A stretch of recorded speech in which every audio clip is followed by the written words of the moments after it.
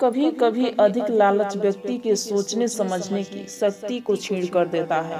ऐसा ही कुछ हुआ उस मछुआरे उसकी लालची पत्नी के साथ। लालच में भरी कथा सुनाते हुए भगवान बुद्ध ने अपने शिष्यों से कहा, एक समय की बात है, सागर के मध्य में एक द्वीप, एक टूटी फूटी झोपड़ी थी, जिसमें एक मछुआरा और उसकी पत्नी के साथ रहता था। मछुआरा नित्य जाल लेकर सागर तट पर जाता और मछलियां पकड़ कर लाता। वह जो भी मछलियां पकड़ता सिर्फ निर्वाह के लिए ही होती थी। मछुआरा बड़ा ईमानदार और मेहनती था। एक दिन उसने अपना जाल डाला और जब उसे खींचा तो उसे कुछ भारी सा महसूस हुआ। वह मुश्किल से जाल को खींच पा रहा था, पर जाल को बाहर निकालने पर देखा कि उसमें सिर्फ एक छोटी सी सुनहरे रंग की मछली थी। लेकिन वह कोई साधारण मछली नहीं थी।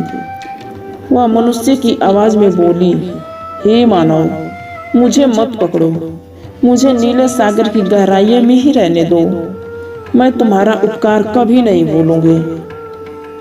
तुम्हारी यदि कोई इच्छा हो तो बताओ, मैं उसे पूरा करूंगी। यह सुनकर मछुआरा सोच में पड़ गया। उसने कहा, मुझे तुझसे कुछ नहीं चाहिए, जाओ निर्भर होकर नीले सागर में ही वितरण करो। यह कहकर उसने मछली को वापस सागर के जल में ही छोड़ दिया। जब वह घर लौटा तो उसकी पत्नी ने पूछा, आज कितनी मछलियां पकड़ी? मछुआरा बोला, कुछ नहीं, आज तो सिर्फ एक छोटी सुनहरी मछली जाल में फंसी थी, जिसे मैंने वापस सागर में ही छोड़ दिया। वह मनुष्य की आवाज में बोल रही थी, मुझे छोड़ दो, बदले में कोई इच्छा तो बताओ, मैं उसे पूरा करूंगी। मैंने उससे बदले में कुछ भी नहीं मांगा और उसे छोड़ दिया। मछुआरे ने कहा। यह सुनकर उसकी पत्नी क्रोधित होकर बोली, अरे मूर्ख, भाग्य खुलने का एक अच्छा अवसर था, तुमने उसे व्यर्थ ही जाने दिया। कम से कम खाने के लिए रोटी तो मांग ही लेती। सारा दिन सुबह से रात तक वह उसे बुरा भला कहती रही। आखिर मजबूर होकर मछुआरा सागर तट पर सुनहरी मछली से रोटी मांगने के लिए गया। सागर के किनारे खड़ी होकर उसने जोर से आवाज लगाई, मछली, ओ सुनहरी मछली, जरा मेरे पास आओ। उसकी आवाज सुनकर सुनहरी मछली किनारे पर आई। उसने मछुआरे से पूछा, बोलो क्या चाहिए तुम्हें? मछुआरे ने कहा, मेरी पत्नी मुझ पर बहुत नाराज हो रही है, उसने मुझे तुम्हारे पास रोटी मांगने के लिए भेजा है। मछुआरे ने कहा। मछली के आश्वासन पर मछुआरे ने घर पहुंचकर देखा कि सचमुच वहां पर रोटियों का ढेर लगा हुआ था। पत्नी ने कहा, घर में रोटियों की कमी नहीं है, पर कपड़े धोने वाले टब में छेद हो गया है। जाओ, सुनहरी मछली से कपड़े धोने वाला नया टब ही मांग लाओ।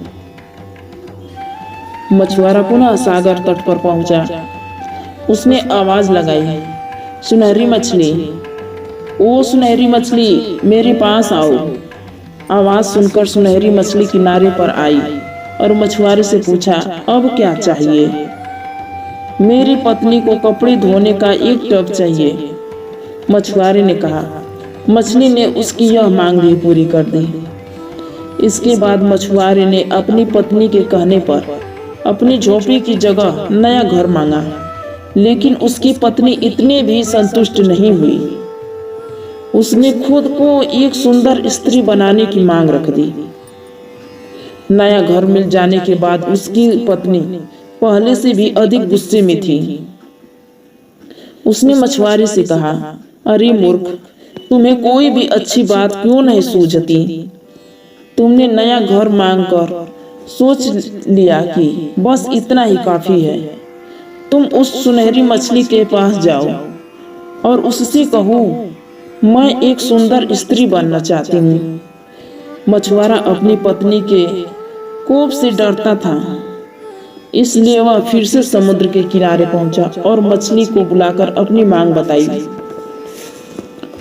मछुआरे की मांग पर मछली ने कहा, जाओ, दुखी मत हो, जैसी तुम्हारी पत्नी की इच्छा है वैसा ही होगा।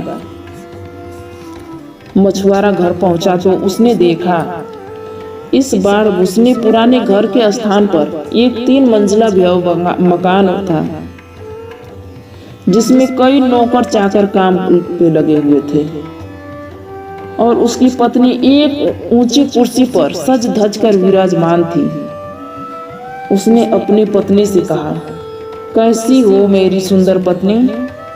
पत्नी यह सुनकर गुस्से में आग बबूला होकर चीख पड़ी, अरे बेशरम, मेरी जैसी सुंदर स्त्री को अपनी पत्नी कहने की तुम्हारी हिम्मत कैसे हुई? नौकरों ने, इधर आओ, इस व्यक्ति को पकड़कर 40 चाबुक लगाओ, जिससे इसके होश ठिकाने आ जाएं। आदेश पाकर नौकर दौड़ते हुए आए और उसकी गर्दन पकड़कर खींचते हुए अस्तबल में ले गए। वहां उसे चाबुक से इतना मारा कि वह बड़ी मुश्किल से खड़ा हो रहा था। इसके बाद उसकी पत्नी ने कहा, अब से तुम इस घर के नौकर हो। यह कहकर उसने एक झाड़ू थमाकर पूरे घर की सफाई का कार्य सौंप दिया। बेचारे मछुआरे का जीवन नर्क हो गया। मछुआरा सारा दिन सफाई में ही लगा रहता था। गलती होने पर उसकी पीठ पर चाबुक लगाए जाते थे। वह सोचता, कैसी स्त्री है यह, अच्छे दिन आने पर अब मुझे अपना पति भी नहीं समझती। कुछ दिन बाद पुनः उसने मछुआरे को बुलाया और कहा, जाओ, उस सुनहरी मछली को फिर से कहो कि मैं अब रानी बनना चाहती हूँ। मछुआरे की मांग पर सुनहरी मछली ने उसकी पत्नी को रानी बना दिया। मछुआरा अब घर वापस आया तो देखा कि उसने पहले वाले के स्थान पर सोने का भव्य महल था। सैनिक महल के चारों तरफ निगरानी कर रहे थे।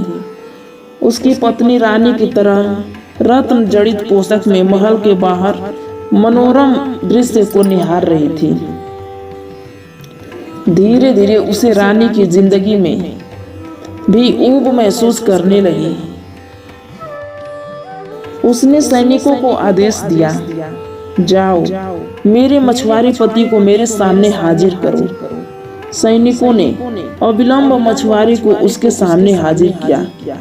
उसने कहा, सुनो, अभी जाओ और सुनहरी मछली से कहो कि अब मैं पूरे सागर की मालकिन बनना चाहती हूँ। इससे उसमें रहने वाली सभी मछलियां मेरा आदेश माने। मछुआरे ने उसकी बात मानने से इनकार कर दिया, पर स्त्री की धमकी के आगे उसका इनकार व्यर्थ ही रहा। अतः विवश होकर वह पुनः तट पर गया और सुनहरी मछली को आवाज देने लगा। इस बार सुनहरी मछली नहीं आई। उसने फिर आवाज लगाई। वह बहुत देर तक पुचकारता रहा।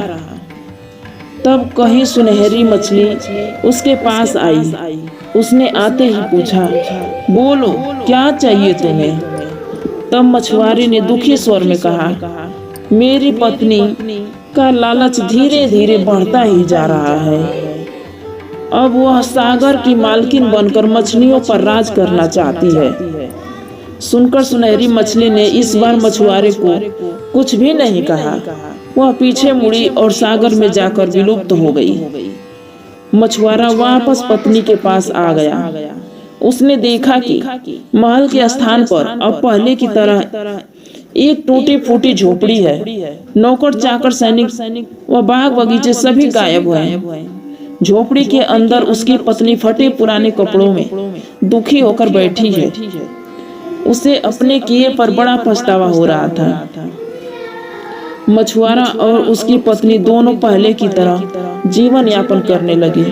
मछुआरा रोज जाल लेकर सागर तट पर मछलियां पकड़ने जाता, पर उसके जाल में सुनहरी मछली फिर कभी नहीं आती थी। तो दोस्तों, इस कहानी से हमें यह सीख मिलती है कि हमें ज्यादा लालच नहीं करना चाहिए।